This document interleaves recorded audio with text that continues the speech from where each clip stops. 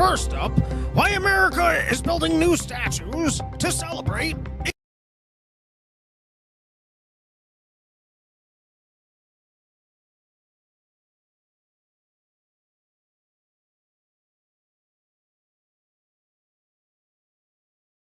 First up, why America is building new statues to celebrate its fat blacks.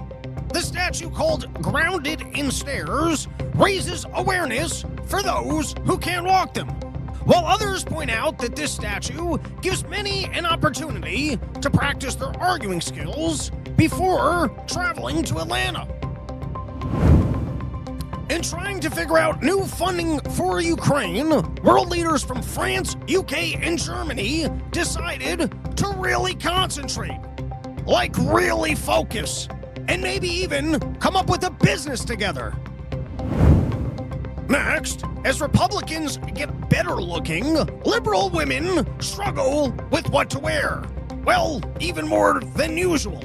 But now they gotta look in the mirror and wonder, does this make me look like I won't get an abortion?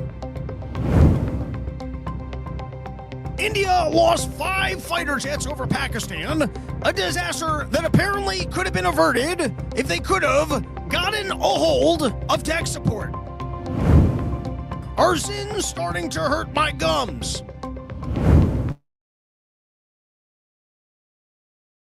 That took place in picking a new pope. I thought we agreed if the child's an orphan and can't speak, you can fuck him. It's your daily dose of misinformation, pulled from a lightly hemorrhoided asshole. It's today's Run Your Mouth!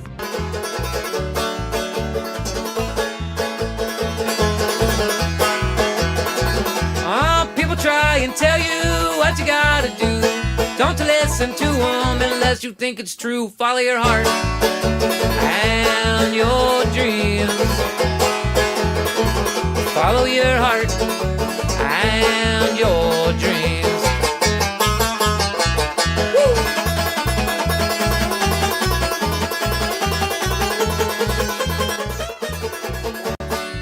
What is up, everybody? Welcome back to a brand new episode of the Run Your Mouth podcast. I'm out here with the boys. We're on a bit of a mission, just trying to fix the world's problems. Just sometimes, this is what Porch Tour is all about. It's about getting together with your pals, getting out into nature, which is just sometimes some guy's car park in the middle of Florida, but it's about reconnecting.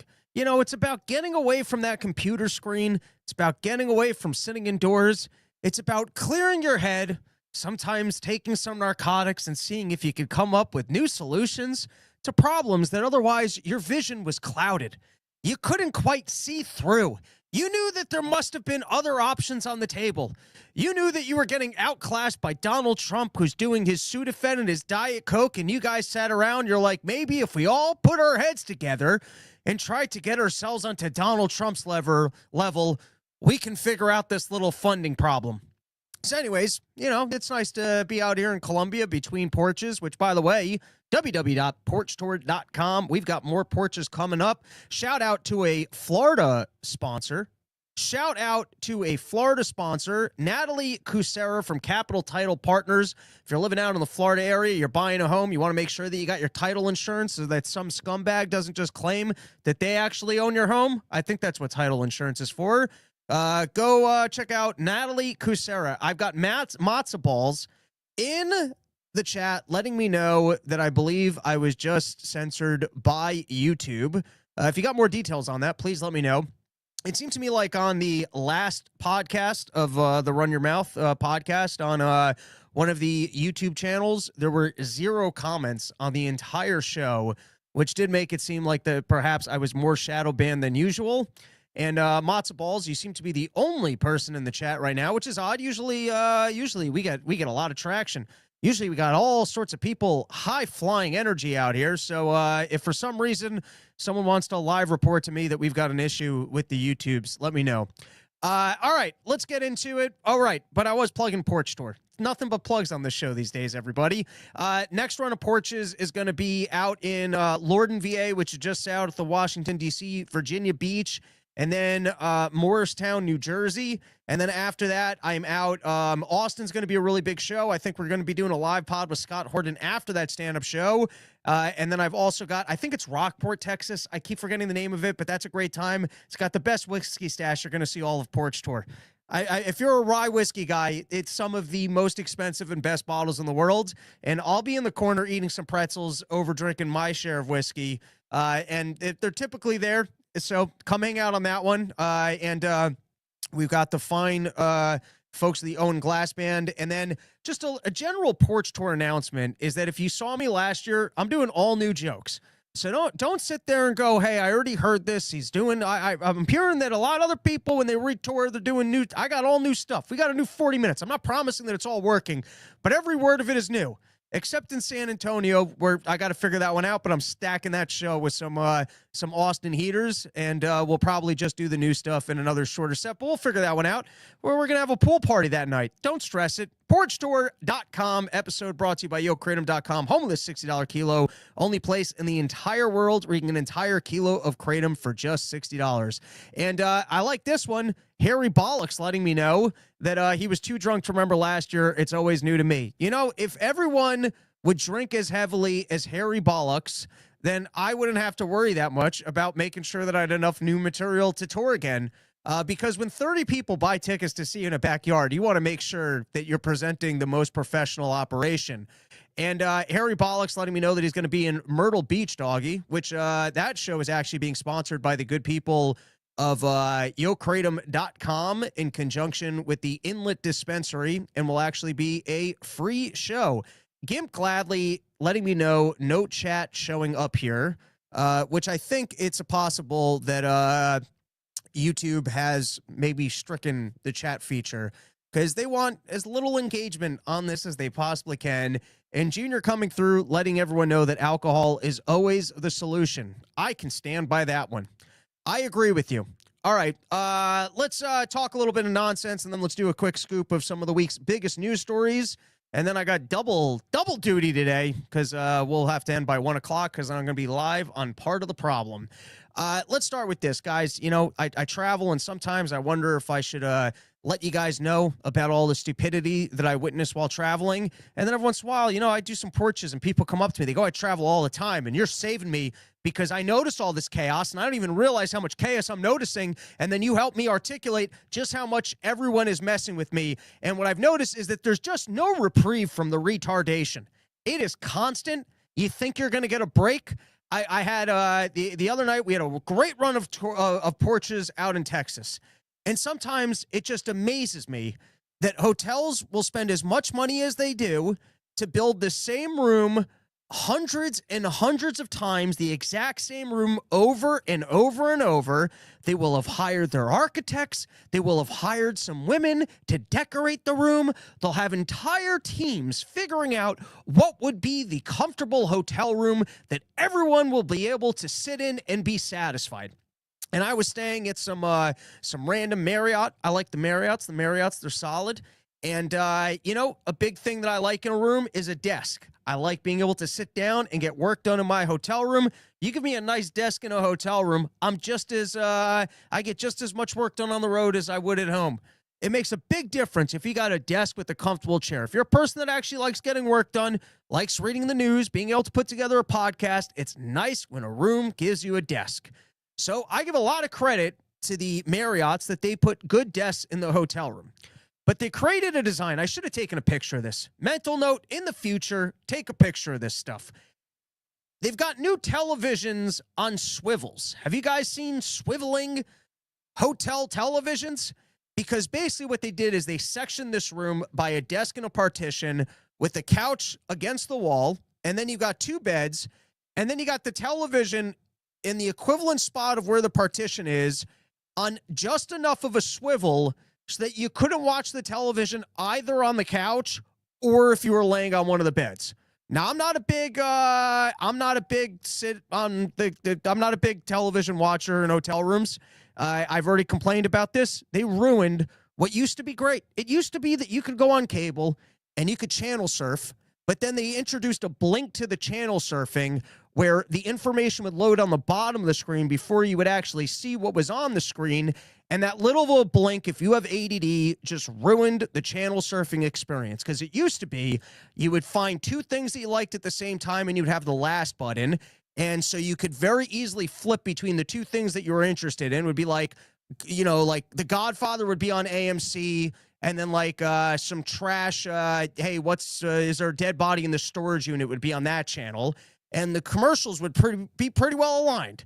And so you would do one run through, you'd find two things that you were interested in, you'd have the back button, and then anytime that the commercials didn't align would give you a chance to scan through the channels and see if there was something that you were more interested in that you could replace those two things. And I was a wizard at this. There's some people that are wizards with remotes. And you know, the same way that when I was still eating cheese, I was a sandwich connoisseur and I could break down sandwiches for you. Let me tell you, of the skills that I acquired in a lifetime, in the good old days where you had a simple mechanical remote and you could channel surf a television, I was excellent. And I don't have a TV in my house. I would even get excited if there was a television in a hotel. You'd be like, oh man, I can get back to my roots. I can just sit down here and I can channel surf. But they ruined that. And now every commercial is at the same time. They load the things up with too many commercials.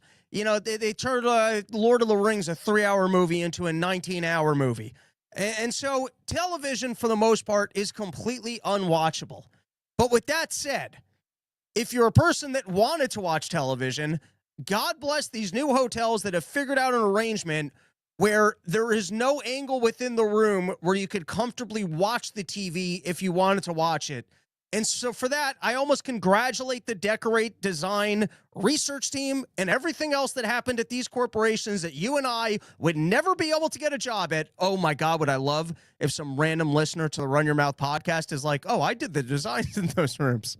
I'm going to assume that it's some lady that went to some, you know, stupid college, and then daddy got her a job and she always wanted to work in design and thought, how about a swiveling TV for both areas? And then they couldn't figure out the logistics on, and they're like, all right, no one even watches TV anyways. All right. I had one more random travel thing that I wanted to talk about. What do you guys do with wet clothes when you travel? I'm genuinely curious. robsnewsroom@gmail.com, because I usually try and shove them in a side bag, in a Ziploc bag. And, you know, I make it a point wherever I go, I try and catch a little of the local aesthetic. Sometimes that's wandering it downtown. Sometimes that's you're able to get on a mountain. Sometimes you like to get into the ocean. West Palm Beach, excellent beaches. Everywhere else, I don't know. I get in and I'm like, why am I in this? This is disgusting. All right, shut up, try and swim. And then, you know, you get out and you're like, I don't know why people like the beaches so much. But every time I travel, I end up with wet clothes. And usually I go, hey, listen, this is 2 hours on the plane. It's in a side compartment. This is no big deal. And then it's always a week later by the time you actually open up your bag, you're like, ah, fuck, there were wet clothes in here. And I've had plenty of times where I'm like, hey, I'm just going to leave the wet clothes behind. But then that becomes an expensive thing where every single time you're just abandoning the clothes. And listen, I wear cheap enough clothes that I could probably get away with that. Anyways, Delta, they still haven't returned my bag and it's filled with wet clothes. At what point can you be like, can I hold them responsible for the wet clothes in the bag? Is that a thing? Can you let them know, hey, you guys were supposed to return this on, oh, all right, wait. One more comment on, you know, every corporation in the history of ever, because listen, you know what, maybe I'll teach classes for how to deal with customer service because I'm unassertive as a human being. And I try and there's that little voice in my head that goes, just be cool, just be calm. And because I'm not, and I'm trying to overcompensate. And so, you know, it's 4 days later, you're supposed to leave tomorrow. You still don't have your bag. And I got a perfect system for packing bags now, which is you never unpack. You just add to the bag. So I currently have the majority of my sheaths are in that bag, which, by the way, I just reordered, but we'll plug them later. It's too many plugs at the moment. We got to cover some news. I've got all, and I'm like, oh, if I don't have this bag tonight, I have a problem for travel tomorrow. So then you got to spend 35 minutes on the phone to finally get a hold of someone. They transfer to 9 departments. They're like, oh, yeah, it was scheduled for delivery yesterday, but your address didn't come up in the GPS. And you're like, that doesn't make sense. I mean, I get to live. Can you read the address? Oh, yeah. You mean the exact address that I live at, that I get all of my mail to, that nobody's ever said doesn't show up in anything? Also, I take 45 flights a year, and I have to put in my address every time. You're telling me that you don't have my address on file anywhere? You're telling me that not one person couldn't go to Google, put the address in, and then have it pop up? It sounds to me like you just didn't deliver the bag. And the lady, and I didn't say it quite like that, but I just said, well, you mind yeah, that's my accurate address. There's wet clothes in there. And then she's like, all right, we'll actually take care of this. But they're very happy to call you up and go, hey, we just messed up and we're not going to take care of this, hoping that you'll go like, great, I didn't even care anyways. I was hoping to donate my clothes back to Delta. Just everybody know out there, it's like the insurance company where the first time they call you and they go, hey, listen, we're not going to cover that, just for you to actually come back and go, well, I think you have to cover it. So whatever they tell you on a first call, they're negotiating on, hey, can we just not perform the service and keep all of your items? And then you just got to be like, well, no, that's ridiculous. I kind of wanted this stuff back. And we're like, all right, I guess we'll work. All right, let's get into the news. Episode brought to you by YoKratom.com, home of the $6 kilo and the only place in the entire world that you can get an entire kilo of kratom for just $60. And who else is doing that? You know, everyone else, they're going tariffs this, tariffs that. We got to raise our prices. Biden's inflation, the eggs are expensive, but not the good kratom people. All right, let's take a couple of comments, and then we don't really have any slides for today. We're just gonna quickly run through a couple of topics here. Catching 45, I just wear the clothes until they're dry. That works if you're in warm enough environments. That would be funny if you kept to that policy, even if you were traveling to a place where the clothes would never dry, and that you were like, no, I'm committed to this policy, and you just continued to wear them until you got like gangrene. Is that what you get? Or what's rot foot? I don't know what that is. How do your clothes not mildew? They do, and then you shove them into the bag, you pretend like they're not, and hope that the Asians that do your laundry for you can figure it out. Moderately amused. Robbie admitting he wears a t-shirt when swimming was not on my bingo card for this. I don't wear t-shirts while swimming. Who said that? Are you kidding me? I go with people to a beach alone so that you can show off your fat tits and not be embarrassed. I'm not wearing no t-shirts by the pools. If we're in a situation where I feel uncomfortable swimming without the t-shirt on, I'm not swimming. Or you just own it and you go for it. That's the only ways to do it. Matzo balls, now introducing mildew sheaths. All right, let's get into the episodes. Let's start with Donald Trump's prescription drug policy. And maybe I'm getting something wrong. Libertarians, feel free to email me, robsnewsroom@gmail.com. Maybe my initial shoot from the hip on this one is wrong, but I got to take Donald Trump's side on this one. If someone else is paying less for these drugs, why are we spending more? I'd like to, there is so much bullshit in this healthcare system, which originates from government spending money on the initial research and then putting a million policies in place that forces you to get insurance that drives up the prices. All of our access to healthcare is terrible. Not to mention, listen, I actually don't understand the libertarian argument against intellectual property, but at the end of the day, government does have protections for drug companies with intellectual property. Not to mention the FDA, which can somewhat police what pharmaceutical products you are or aren't able to take. Who has access to the FDA to get their products approved while some other products just remain on shelves with no known beneficial whatever from human consumption? Well, why don't you run the study? Because there's a lot of people who are taking this thing all the time. Well, because you're not Pfizer. And then how often do they have a perfectly good drug that just sits on a shelf? And what they do is they make a small change to it so that all of a sudden it's no longer generic. And then they work out some racket with your doctor while he's prescribing to you the new shiny thing that's no different than the old thing. The old thing might have been better because you were running the human trial of people just ingesting it for longer. But no, we made one little change to this, and now we're no longer recommending the generic, which could do just as good of a job for you and possibly even be the better product. There's a lot of government protections in the system that are protecting these pharmaceutical profits, that are protecting the pharmaceutical industry. And to me, there's something about if you were selling these drugs for less money to someone else, why am I spending more on it? You've already let me know that that is the price of the drug. I used to work in marketing, and we would sell things to people, and you could only sell things for so little before it might get back to someone that you were spending more, and now you got to cut that guy's rate because you let them know that this is the act. No one likes spending more on things. Even people that like fancy stuff. If you like Rolexes and you like fancy stuff, and then you find out that someone can get those fancy stuff for less money, you're not happy that you spent more. Even when like the entire point of something is that there's a brand on it, and it's just that you spent a lot of money to have that brand and showcase that you had the thing that was a lot of money, you'd like to spend the lesser price for it. There's no one that goes, hey, I want this Lamborghini, but charge me double than everyone else because then I have a $500,000. No, if you can get the $300,000 car for a $100,000 car, everyone likes a deal.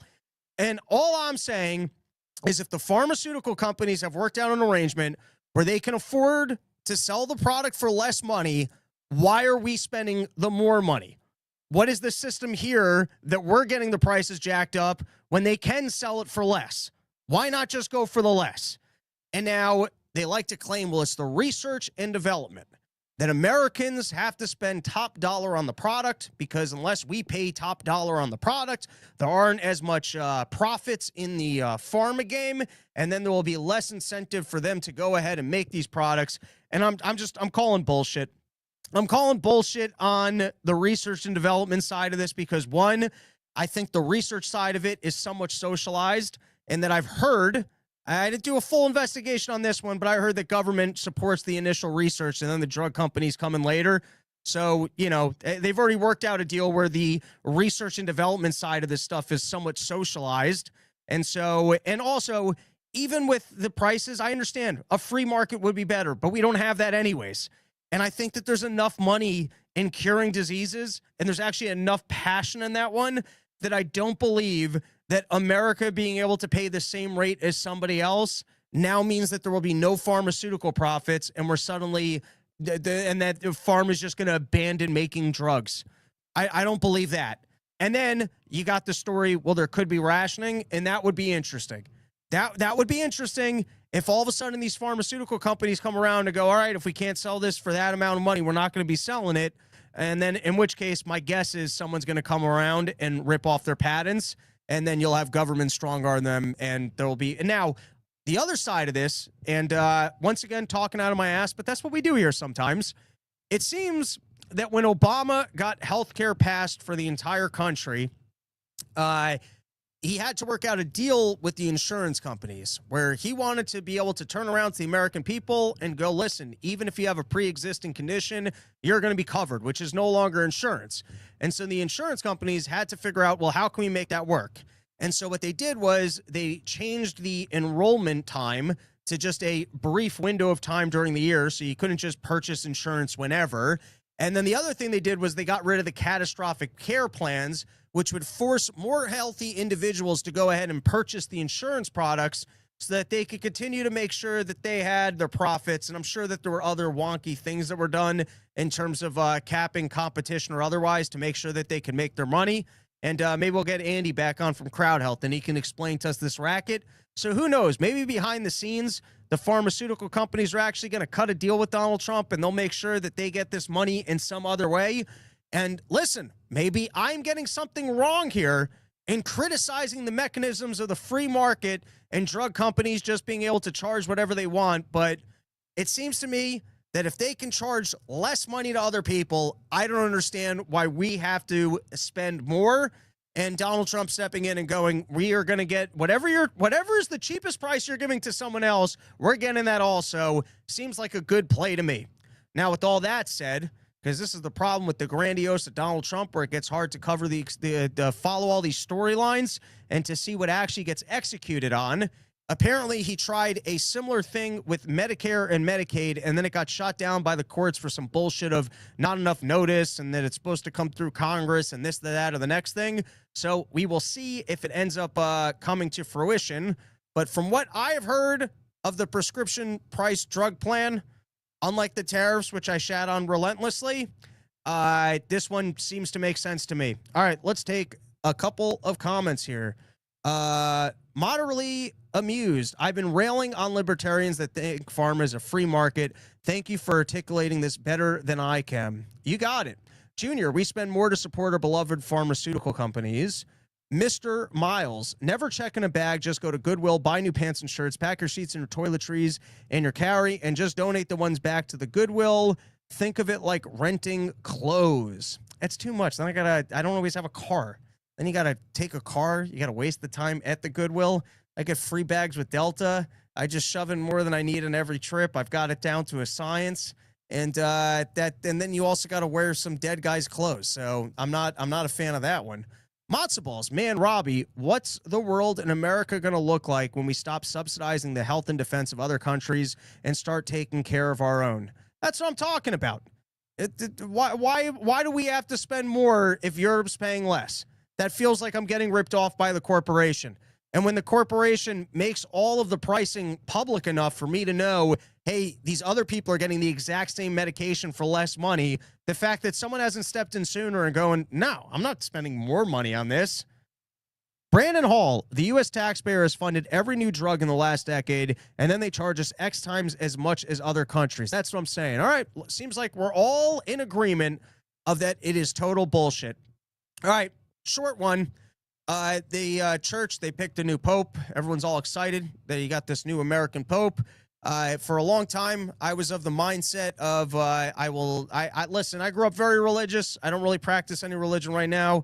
I think I'm not even really going to make comments about belief or otherwise in God. I think it's nice if you believe in a higher power. It's probably good for you and might even come with benefits, and I can make that pitch that way. I'm not a big fan on shitting on religion. I feel like if you're invested in a religion and a relationship with a higher power, good for you. Get after it. Go practice your religion. I don't think it's silly or stupid. I think at some point we all would like to have the idea that life has meaning. I think it's hard to apply a meaning to life without a God. And so whatever religion or other practice you have to try and connect with the higher power and invest in being a nicer person, I think, or a better person is probably a good thing. With that said, that last pope was a socialist. And that's when it starts irking me. When you got a pope trying to get up and he's on board with preaching to you about global warming, when he starts abandoning what's supposed to be principles of faith and going, hey, we need more transgenders in sports. I don't know that he ever said that. I'm being a little hyperbolic. But when you start stepping into politics and preaching the socialism that we're all railing about because we know the dangers of, well, then this is no longer religion. Now, I was reading, it caught my eye that amidst the deliberations of a new pope was claims that the church is financially insolvent. There was claims that, hey, we got to pay for all these priests. You know, we're supposed to have these pension plans and we're running out of money. And then I've also read all these scattered conspiracy things that behind the scenes, all of the world's money still just flowing back to the church. They've got an excellent financial racket and they're making their money. They're old school, old time money. And you talk about the bankers and everything else that's going on behind the scenes, and the bank, the church, they're still getting their pittances. So I ask you, recommend an expert on this one. Why is the church claiming that they're broke? Are they operating like the Federal Reserve? They overextended, and so they're all cashing checks on the back end, but they're claiming that they got no money in any capacity? Are they going to go on some big fundraiser coming up shortly, letting us know, hey, the church is broke. Help us restore our glory. We need more of your money. Anyone got the insight? Who would be a good guest on delving into whether or not the church is actually broke? Because I did find that interesting and it caught my eye.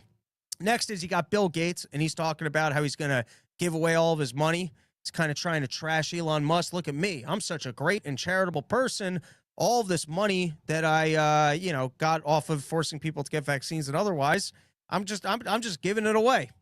And I'd like to make a quick defense for capitalism here, and that if you're a brilliant person and you are the best at allocating capital, and you really know how to create items, goods, and services that can help the vast of humanity, is it actually better when wealthy individuals just give their money to charity? I mean, listen, I'm not against charity. Charity's great.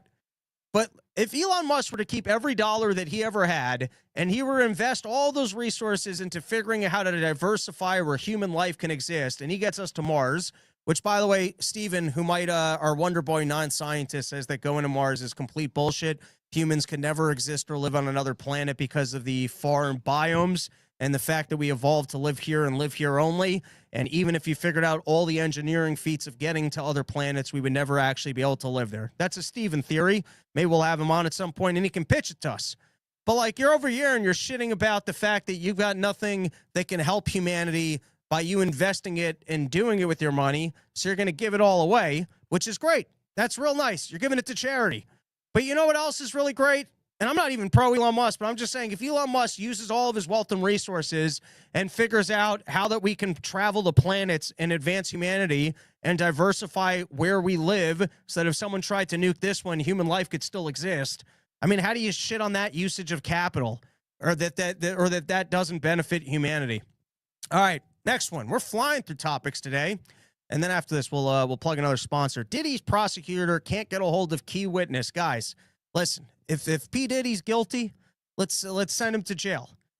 But firstly, you know, if you're a prosecutor and you got a lady witness, you almost got to get them on the stand within 3 minutes before their personality changes back to, oh yeah, I kind of like what happened. Oh yeah, that was last month when I was depressed and I was real upset about it. But this is this month, and hey, if you can get Diddy out of jail, I'd like to go to one of those parties again. Or Diddy's people got him. The Mossad agency that he was working for figured out how to get some witnesses out of there.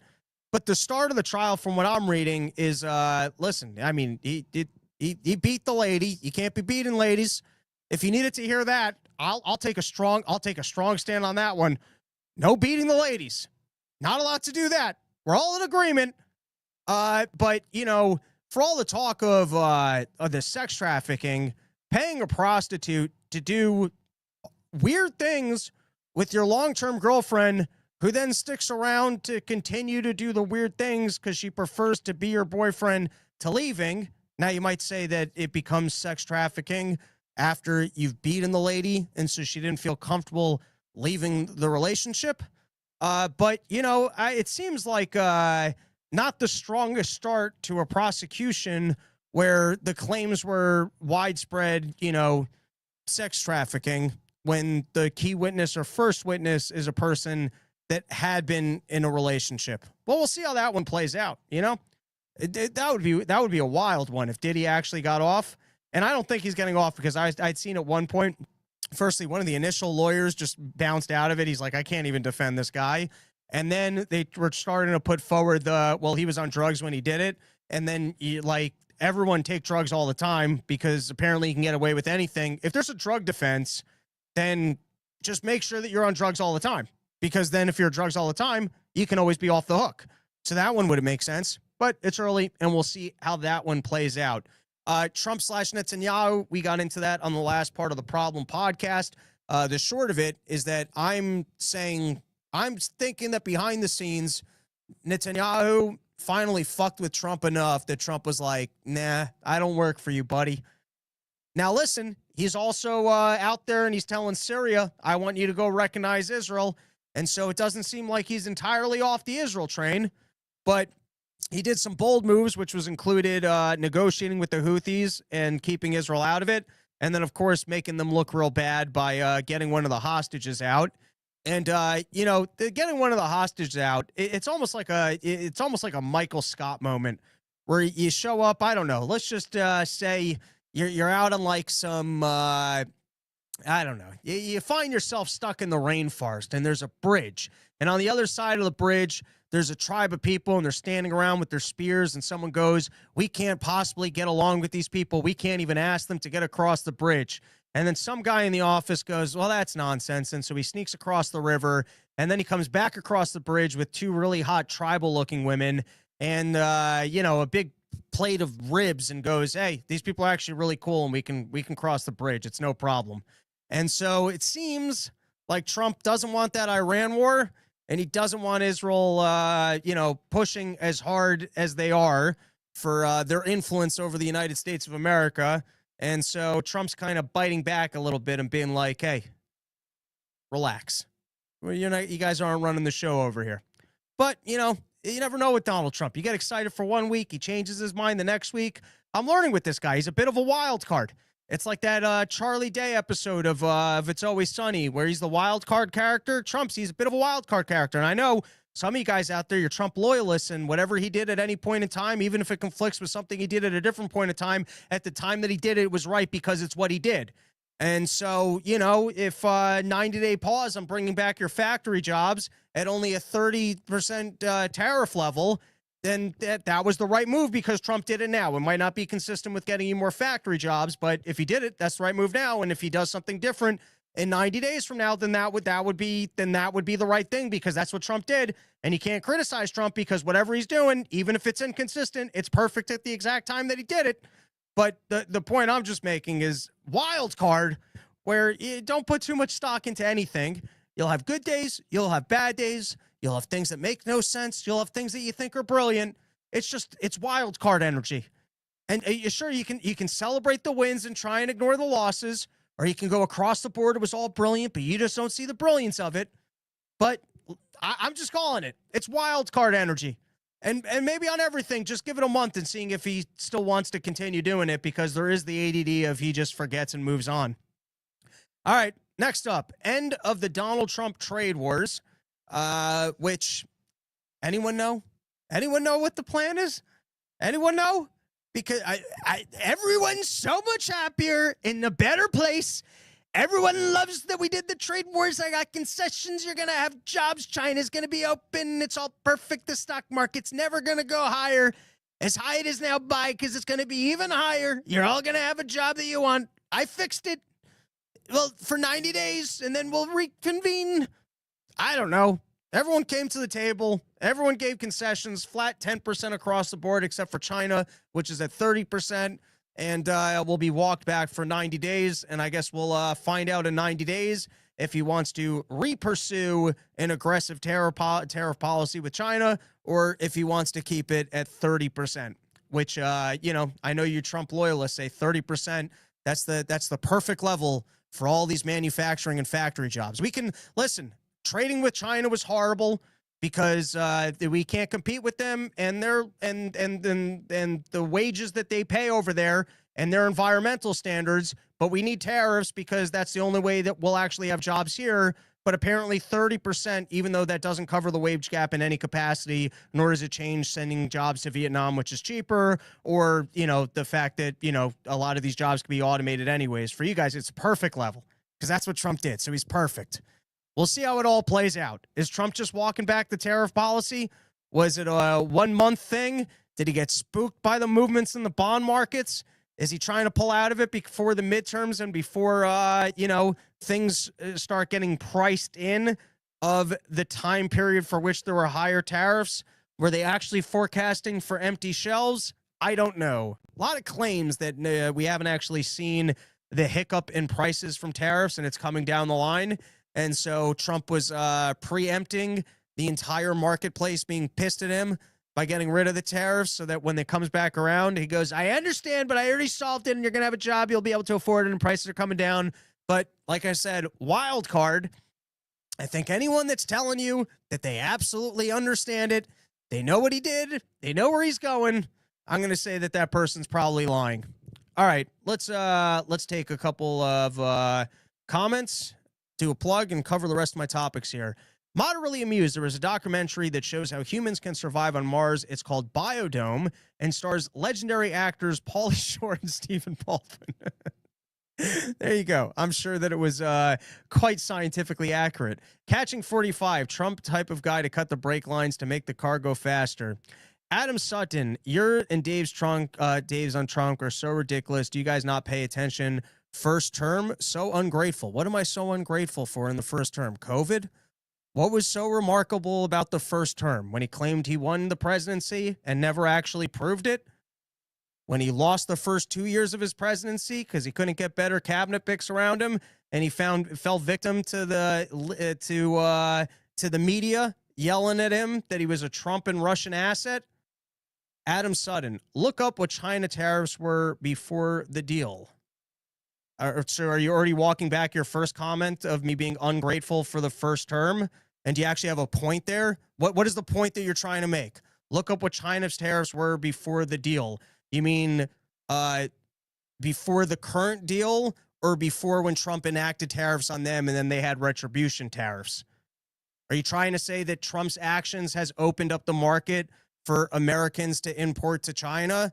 And so please let me know, what specific actions has Donald Trump taken to open up the Chinese? I know he's claiming it, but has he given any specifics on concessions from China or the market being more open?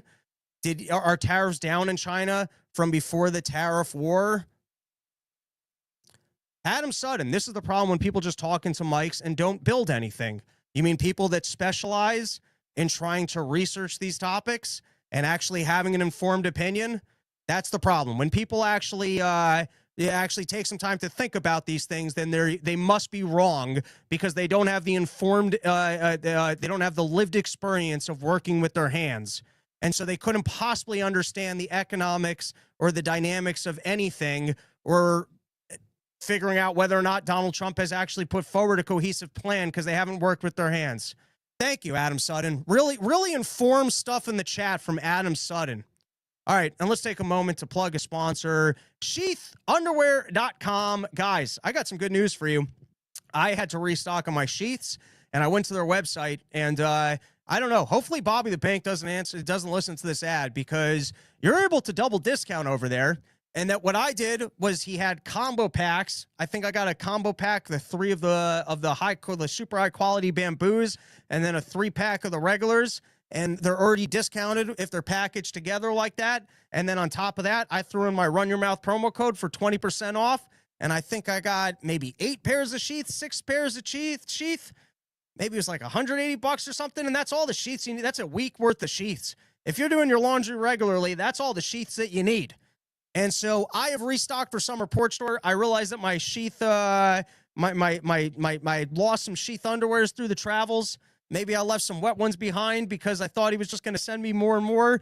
And he stopped sending the supply package. I stopped hitting him up for it. But anyways, I knew that I needed some new sheets. I went to the website. I placed an order. And let me tell you, if you buy those combo packs and you throw in my promo code, that is a steal. So before Bobby the Bank realizes that you're able to double discount over there, I recommend going to sheath.com, use promo code RYM, and you'll get yourself 20% off the greatest underwear that's ever graced the balls of man. I'm a big fan of the sheath underwear, and that's why actually I just restocked myself.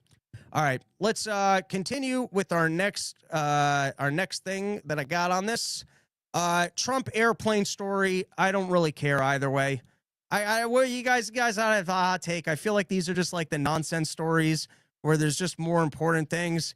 I think our country spends enough money on things that it's a better look for the country for us to have paid our own money for Air Force One. I'm almost surprised that there also aren't security concerns about an airplane that the president's going to ride in initially just coming from another country. But I also guess if you hand the plane over to the military to then actually put together and inspect, maybe it's not that big of a deal. I would just think that the optics are better on, hey, our country can afford an airplane for the president of the United States of America, and the security concerns of it coming from another person would just have us building our own planes. I think Donald Trump is more of the mindset of, no, this shows the power of the United States government, that other countries just want to give us really free and cool and awesome shit because they're all celebrating how wonderful I am. I don't think that this needs more of a conversation than this. I think it's more preferable with all the money we spend for our government to purchase the president's plane. But if Donald Trump wants to take it as a gift from another country, I don't think it's horrible bribery. And I think there's more of a storyline that it goes to his library afterwards, so that he'll be able to continue to use it. And you got all these scattered storylines about how, he's cutting $1 trillion in deals in Saudi Arabia, but it's not for mom and pop shops. It's for the military industrial complex and a lot of other people that might have gotten that money anyways. But Donald Trump gets to go over there. He gets to have his fancy meetings.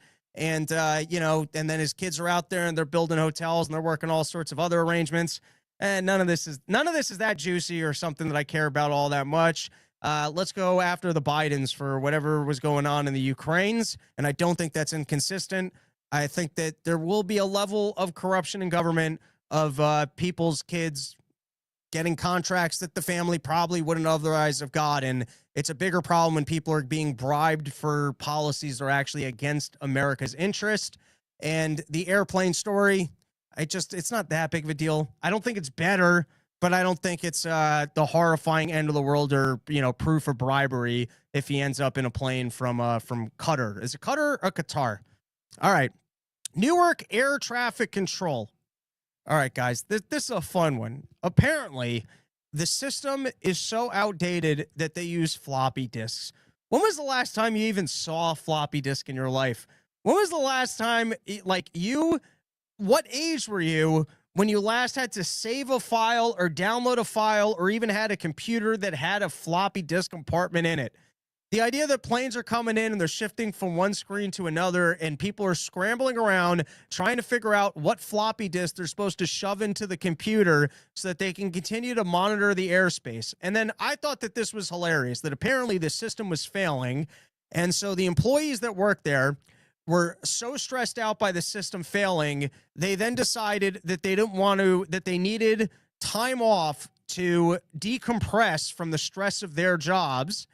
And there's just something funny about there being a problem at your job and then you just being allowed to leave while there's a problem. Usually when you're at a job and the going gets tough, you either have to be a quitter and quit and go, I don't want to be a part of this anymore, or you got to be a bit of a team player and go, oh, things are real stressful at the office right now. I don't think I can be taking this vacation. Or I don't think I actually need to be showing up for longer hours because we're having some problems at work. But then I realized, if you're stuck in a job where you got to throw floppy disk into things and you're responsible for people's lives and you don't think that the system is safe for working, I think that's a quit situation. I think that's more of a quit than I got to take a break situation. But I can understand being like, I actually think someone's going to die and I don't want to be in the control tower while it happens. I don't want to be pretending like this is a working system over here because clearly this is a flawed system and I don't want to be sitting here while planes start exploding. And now I think, if anything, this is a good, juicy story, and maybe we'll get an expert down the line who can actually explain to us all the details, but talk about government versus the free market. That, the airplane, they got pilots, they've got planes, they seem to know how to take off, they seem to know how to land. And for some reason, they don't build their own control towers for, figuring out who does and doesn't take off at the airport at what juncture in time. The government decided that they wanted to be in on that business. And so instead of, I guess, the way the free market works, of having competition amongst companies for providing the best services and that constant need for your products to work really well or to be replaced by some sort of other product, instead, they've got this old equipment from the 80s and they're plugging in floppy disks, and that's why it's not working. All right. Odd storyline. We've got three more, and then we are going to call it an episode. But look at this. We nearly did a whole recap. We don't even need slides. Quick recap of all the things that happened in the news this week, all in 1 hour. Not bad. Interesting storyline with Donald Trump reducing getting rid of all of the sanctions on Syria. If you are not familiar with the storyline, at the end of the Biden administration, we teamed up with the terrorists. It was a real-life version of the Suicide Squad. We could not flip Assad. They finally flipped Assad. It was a guy who used to be an al-Qaeda operative. I believe he's even killed Americans. At one point, he was most wanted, and then he flips it.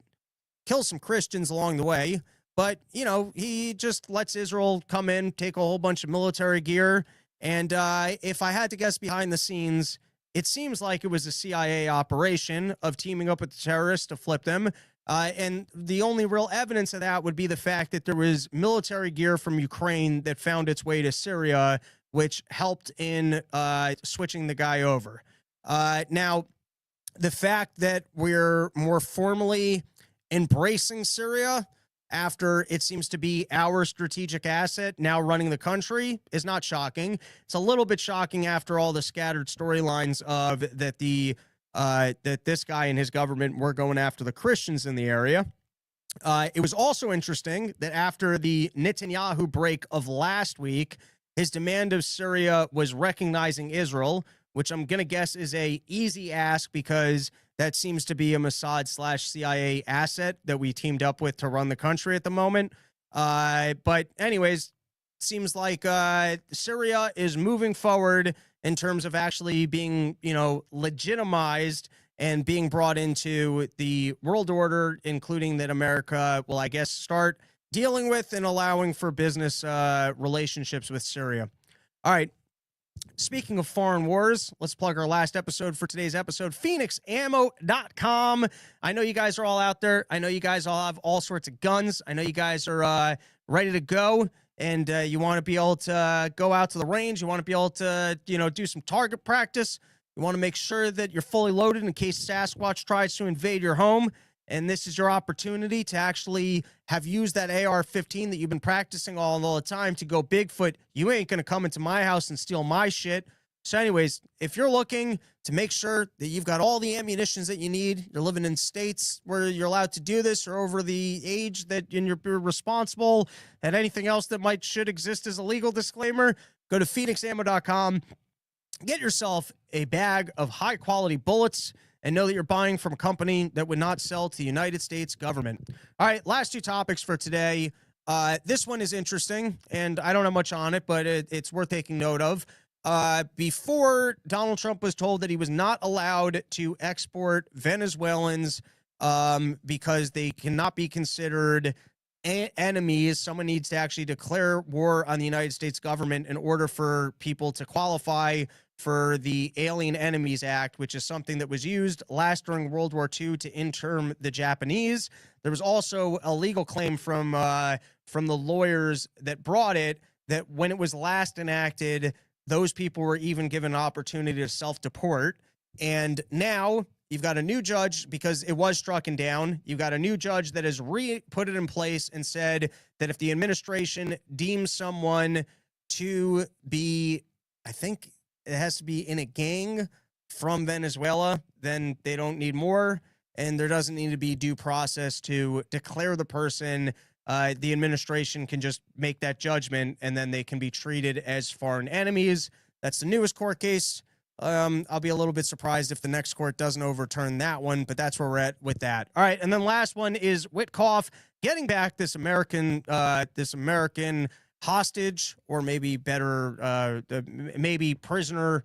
It doesn't matter the semantics. They got an American back, and definitely made Israel look bad in the process. And I would love it if we could actually get more of the storyline here of who Witkoff was talking to. Apparently, he was a lawyer through the back channels. But, I'd love to hear just the extent by which, Hamas is actually willing to negotiate. For all this, they don't care about the people, and they just want to use the people as human shields. Are they really just interested in having foreign aid come in and having a ceasefire so that they can get more goods for themselves and rearm? Is that the argument against what's going on here? But I'd love more of the details of the back channel negotiations, how they managed to get this done, and if perhaps, Witkoff and his team could actually get back all of the hostages. All right, that is the end of today's episode. We'll be back probably next week with another episode. And, of course, go to porchtour.com, and you guys can, come hang out on some porches. All right, let's take some comments. Let's see what's going on in the comments. Wait, Rob, are you telling me they're running airspace control off the Oregon Trail? Yeah, that's true. John Popick, the last time I saw a floppy disk since grade 8. Matzo balls. Wait, Rob, are you telling me? Oh, I already read that. John Popick, my parents had the old school, really thin black floppy disks for our really old computer from the 80s/90s. Brandon Hall, Adam, you aren't that guy. If you want to talk about something, bring up factual information. You just sound insane, buddy. All right. I don't know. I'm going to assume Mr. Brandon's taking my side on that one. Nikki D, Dem operatives sabotaging FAA so they can say Trump cutting FAA boom. They'll do anything. That'd be quite the scandal if they could actually, because let me tell you, that is what doomed, what's his name? The big fat guy from New Jersey. I sat when he shut down the George Washington Bridge. I don't even remember what had happened, but he was trying to get some mayor unelected, and so he fabricated some problem with the George Washington Bridge, and the newspaper articles, they creamed him on that one because someone actually did die waiting for an ambulance. And I sat in that traffic jam. You had never seen anything like it in your entire life. I spent like 7 hours getting into New York City, or 4 hours. You finally got off the highway, and every box in New York City was just gridded to a halt because of all the people that were trying to turn, and there was nowhere for them to go. It was a nightmare. And if that turns out to be true, that the Democrats are purposely undermining Donald Trump and creating havoc at the airports to make him look bad, let me tell you, that ruined Chris Christie. And if that storyline actually gets out there, there will be hell to pay. Nikki D. I already read that. Jake Moore, I build plane parts for a living. I don't fly for a couple of reasons, mostly seeing the other people that I see work near me. Yeah, I've said that about the bathroom doors on the new planes, that the latches don't work. And that's the only piece of equipment that I interact with on the entire plane. And so if that piece of equipment doesn't work very well, imagine how many other problems there are. But since I have to fly all the time, I will ignore that I just read that, and I will just pretend like planes are safe because I don't know what other option I have. John Popek, Trump going over to the Middle East and talking to the leaders is fantastic. Hopefully he sticks to his guns and stops subsidizing Israel. I'm okay with that. Adam Sutton's back. I'm not what guy, Brandon. I run a manufacturing firm. The takes on tariffs and Trump's efforts are wildly off base. Once again, no specific, though. Just a bold claim that because of your lived experience, you know better, and I'm just wrong. Wonderful. Catching 45, Chris Christie. That's a good nickname. That is our episode. Thanks for hanging back. Back shortly with a new episode. Porchstore.com. Thanks to the sponsors, YoKratom.com, Phoenix Ammo, Sheath Underwear. I just loaded up myself.